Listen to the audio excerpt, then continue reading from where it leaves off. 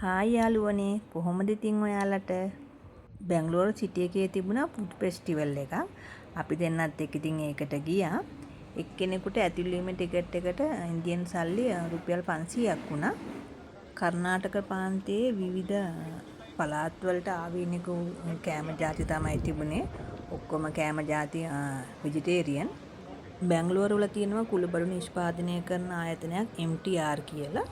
එම ආයතනයෙන් හැම අවුරුද්දකම මේ ස්ථානයේ මේ ප්‍රදර්ශනය පවත්වනවා.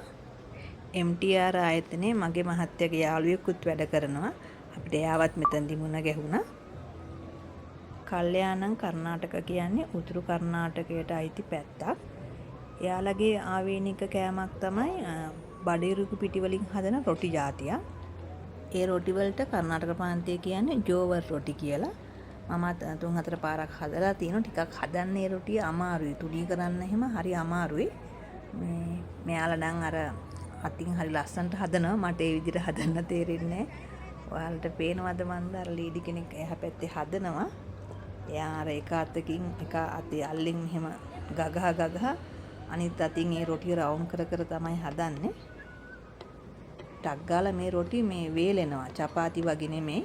හරි ඉක්මනින් මේ වේලෙනවා. උණුවෙම කන්න ඕන. තව මෙතන තිබුණා සුදු බතුයි පරිප්පු වර්ගයි කුළුබඩුයි එකතු කරලා හදපු චට්නි පවුඩර් එකක්. මේ තියෙන්නේ බතුයි චට්නි පවුඩර් එකයි. ඊට පස්සේ තිබුණා මෙනේරි බතුයි රටකජු වලින් හදපු රසම් මෙහෙකුයි. මම ඒක නම් කෑවේ නැහැ.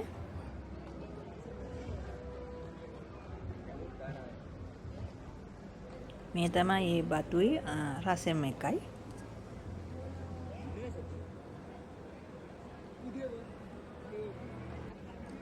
තව කර්ණාටක වල තියෙන එක දිස්ත්‍රික්කයක් තමයි උඩුපි කියලා.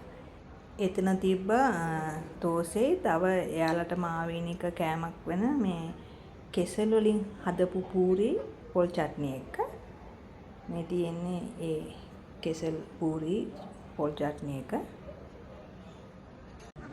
මගේ කලින් වීඩියෝ එකේ මම ඔයාලට කිව්වා මතකද ඉන්දියාවේ ස්කොට්ලන්තයේ කූර් ගැන.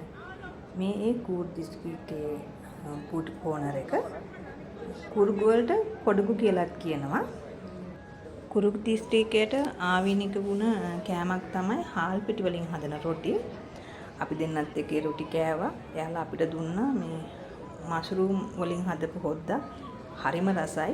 මම රෙසිපි එක අහගන්න කියලා හිටියෙත් අහගන්න බැරි වුණා. ඔයාලට පේනවද මේ මෙතන කට්ටියක් ඉන්න මේ සාරියක් අමුතු විදියට ඇඳගෙන. මේකට කියන්නේ මේ කුරුක් ස්ටයිල් සාරි කියලා. අපි අර අඳින සාරිට වඩා වෙනස්. පොට ඉස්සරහට එන්නේ. අපි සාරි අඳිනකොට රැලි තියන්නේ ඉස්සරහන්නේ. එයාලා ඒ රැලි ටික තියන්නේ පිටිපස්ස පැත්තට. හරි ලස්සනයි මාත් ඇඳලා තියෙන එකපාරක්.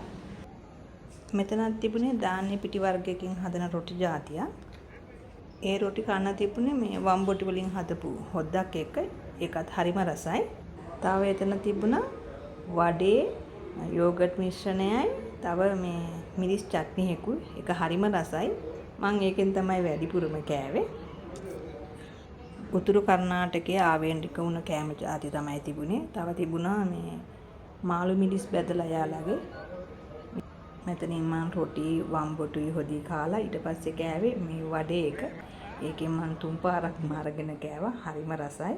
මම පළවෙනි පාට තමයි ඒ වඩේ එක try කරේ. මෙතන තිබුණා ආප්පයි නීර් දෝසේ. නීර් දෝසේ කියන්නේ වතුර තෝසේ කියන එක. හාල් පිටි වලට යාලා වතුර වැඩිපුර දාලා තමයි මේ තෝසේ එක හදන්නේ. ඒක තිබුණේ චට්නි එකත් එක්ක මම ඒකත් කෑවා. මහත්තයත් ඒක කෑවා. ඒකත් රසට තිබුණා. තව ගොඩක් කෑම ජාති තිබුණාට මම හැම එකම කෑවේ නැහැ. මේ තමයි ඩෙසර්ට් කෝන එක. එතන තිබුණේ ගුලාබ් ජාමුන් වල දන්නවනේ. ඒකම තව තිබුණා පායසම් ජාතියක් මේ වරක වලින් හදලා තියෙන්නේ. මේ එක මම ඒක කාලා බැලුවා. ඒකත් රසට තිබ්බා. මගේ ජීවිතයේ තව එක අත්දැකීමක් තමයි මම මේ ඔයාලත් එක්ක බෙදාගත්තේ. මේ වීඩියෝ එකටත් ඔයාලා කැමති වෙයි කියලා මම හිතනවා.